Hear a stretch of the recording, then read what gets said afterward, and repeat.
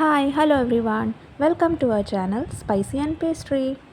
ഇന്നത്തെ വീഡിയോ ഒരു സ്മൂത്തിയുടെ റെസിപ്പിയാണ്. ഹെൽത്തിയും ടേസ്റ്റിയും നമുക്ക് ബ്രേക്ക്ഫാസ്റ്റിനൊക്കെ പറ്റിയൊരു സ്മൂത്തിയാണ്. അപ്പോൾ ഇത് ഡ്രാഗൺ ഫ്രൂട്ടൊക്കെ വെച്ചാണ് ചെയ്തത്. ഇതിനു വേണ്ടി എന്തൊക്കെയാണ് എടുത്തതെന്ന് നോക്കാം.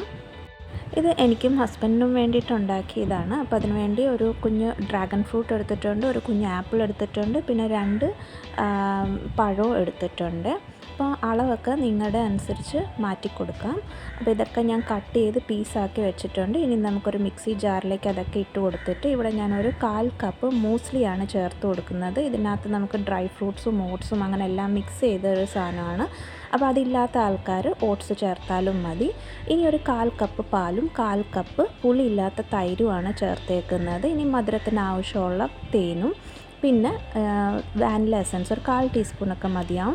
പിന്നെ ഐസ് ക്യൂബ്സും കൂടെ ഇട്ട് നമുക്കെല്ലാം കൂടെ ഒന്ന് അടിച്ചെടുത്താൽ മതി. അത്രയേ ഉള്ളൂ. നമ്മൾ ഈസി ആയിട്ടുള്ള സ്മൂത്തി റെഡിയായി കഴിഞ്ഞു. നമുക്ക് ബ്രേക്ക്ഫാസ്റ്റിനൊക്കെ കഴിക്കാൻ പറ്റിയതാണ്.